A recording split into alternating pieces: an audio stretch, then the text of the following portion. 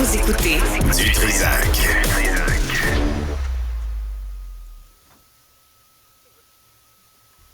Antoine Robitaille est avec nous, animateur là-haut sur la colline. Excusez-moi, j'étais dans ma tête pendant un instant. Antoine, bonjour.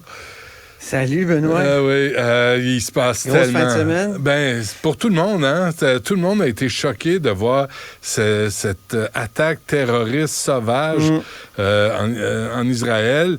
Et là, on se lancera pas dans l'historique du conflit, mais c'est quand même des vies humaines, là, de part et d'autre, là, qui sont perdues. Puis des civils, hein? Ouais. C'est pas des attaques contre des cibles militaires du tout, là. C'est un rave, entre autres. Oshéaga, c'est Oshéaga. Oui. Ils viennent de tirer dans Oshéaga. C'est scandaleux. Donc moi, je me suis concentré, parce que là, tout le monde en a parlé beaucoup à ton émission, à d'autres émissions aussi, sur les réactions ici au Québec. D'abord, le drapeau de l'Assemblée nationale est actuellement en berne, puis c'est précisé par le gouvernement du Québec, c'est en mémoire des victimes du Hamas en Israël. Alors, le premier ministre l'a dit. Beaucoup de réactions hier, évidemment, qui venaient de partout des politiciens. Des réactions, je dirais, qu'on doit classer en deux catégories. Les réactions aux attentats, ça, la dénonciation est pas mal unanime. Et, tu sais, c'est des dénonciations comme j'ai vu Gabriel Nadeau-Dubois, par exemple, de Québec solidaire, dire au nom de Québec solidaire, mon nom personnel, je transmets mes plus sincères condoléances aux proches de la famille d'Alexandre Luc. C'est la victime québécoise de l'attaque contre le festival Supernova. Tant de vies innocentes perdues. Ruba Gazal... Mais excuse-moi, mais il dénonce pas l'attaque terroriste du Hamas. Oui, exactement. Par contre, Ruba Gazal, elle a dit « Je condamne toutes les violences en Palestine et en Israël. Je condamne le gouvernement israélien d'extrême droite. Je condamne les actes du Hamas. » Donc, c'est écrit carrément. Mais je condamne aussi l'apartheid subi par les Palestiniens. Il faut appeler à cesser toute escalade de violence. C'est ce qui est assez indiqué, je pense. Pour ce qui est du gouvernement, ben là, on a une réaction, c'est intéressant, de la ministre de l'Enseignement supérieur qui a des origines juives, c'est Pascal Derry, et elle dit ce qui s'est produit à Montréal aujourd'hui est honteux. Donc, elle s'attaque aux manifestations. Célébrer la violence et la barbarie contre les innocents dans une démocratie comme la nôtre, c'est inacceptable. Courage au peuple israélien. Même message ce matin de François Legault. On peut l'écouter.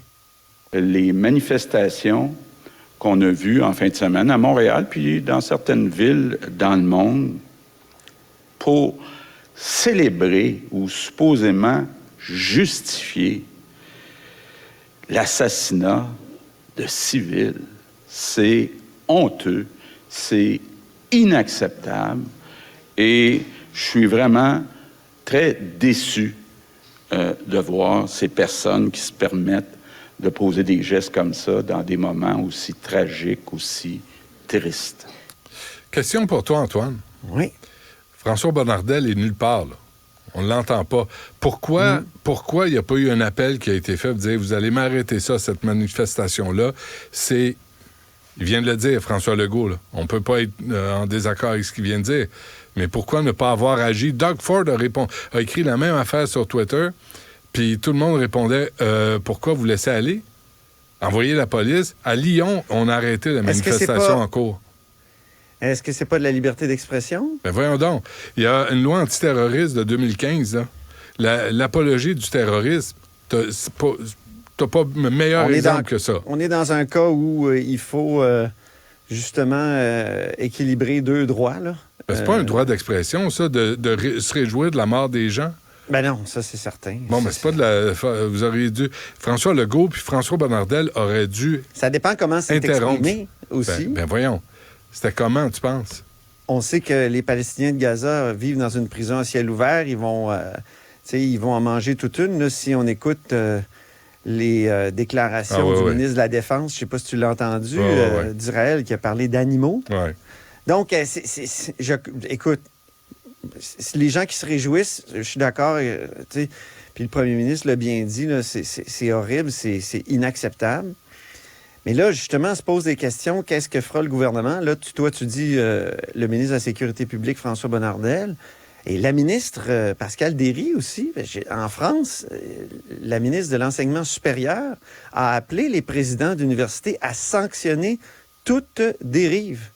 Et je vais la citer, là, elle a envoyé une lettre. Nous avons vu ces dernières heures, de la part d'associations, de collectifs, parfois d'acteurs de nos établissements, des actions et des propos d'une particulière indécence. Alors, elle demande aux présidents d'université et aux directeurs d'établissements d'enseignement supérieur de prendre toutes les mesures nécessaires pour veiller au respect de la loi et des principes républicains face à des dérives. Donc, l'apologie du terrorisme, l'incitation à la haine, à la violence ou à la discrimination sont interdites par la loi. Puis, il y a des... Je vais te dire, il y a des... Le droit français est différent du droit québécois, mais il y a quand même une mission qui est conférée à la ministre par un article de la loi sur le ministère de l'Enseignement supérieur. Elle a la responsabilité de voir à ce qu'un climat sain, propice aux études, à la recherche, règne dans les établissements post-secondaires. Donc là, mais moi, je trouve que c'est quand même équilibré, toutes sortes de principes. Quand on dit les droits, oui, mais là, il y a toutes sortes de droits qui entrent en collision. Puis de déterminer aussi qu'est-ce qu'un appel à la haine précisément, qu'est-ce qu'un soutien aux éventuelles victimes palestiniennes de frappes israéliennes.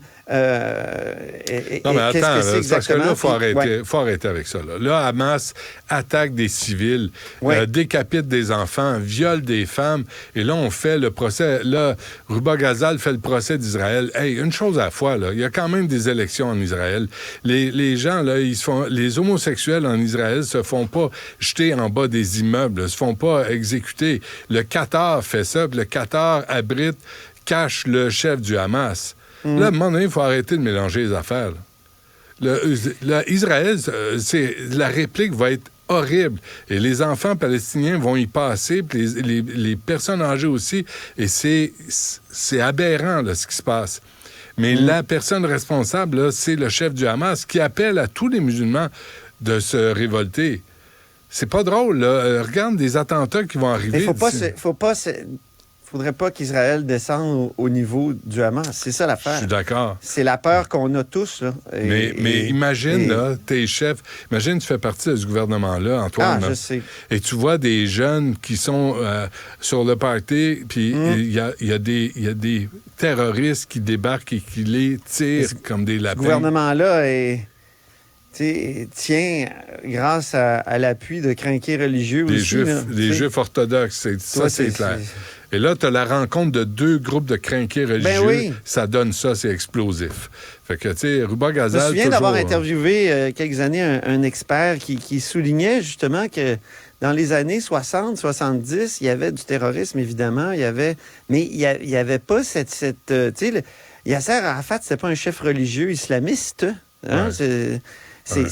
Et là, on a ajouté cette dimension ultra dogmatique, très risquée, puis possibilité de négocier entre des crinqués religieux. Qu'est-ce que tu veux? Ils ont chacun la vérité.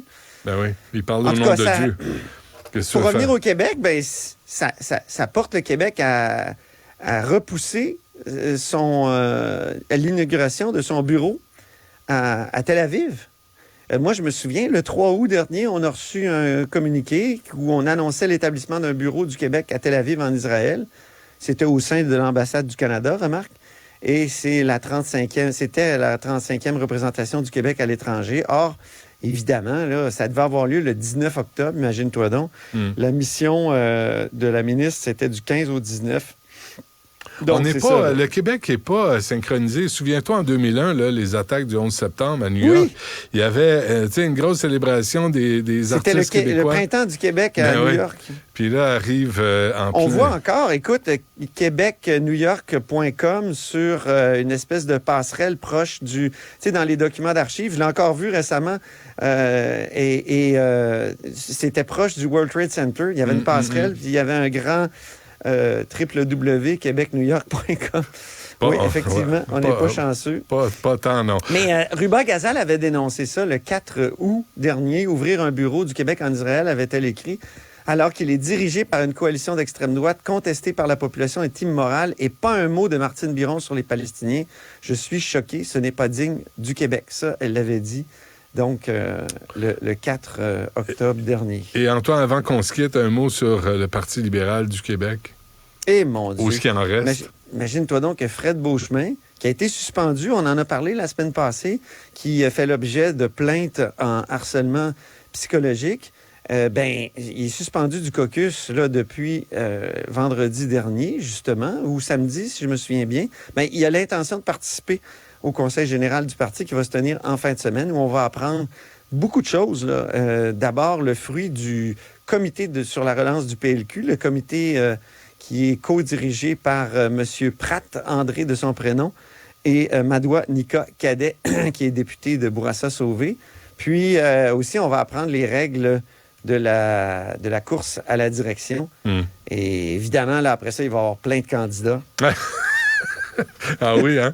Pensez, il va en avoir combien? Une course, pas de coureur? Parce que tout le monde nous dit, après les règles, vous allez voir. Ah ouais. Mais là, Monsef Déragi avait dit, après les règles, je vais vous donner mon verdict. Ben, il n'a pas attendu les règles. Puis même chose pour Marc Tanguay. Ouais. Il était pris de tous bords à choisir parce qu'il était dans une... Et Marois Risky vient de me dire, je préfère être chef de famille que chef du Parti libéral.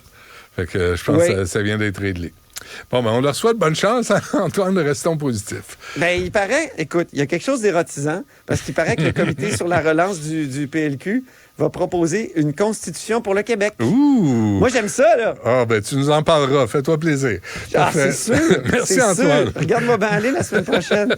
À la semaine prochaine, oui. On se reparle demain. Salut. Oui.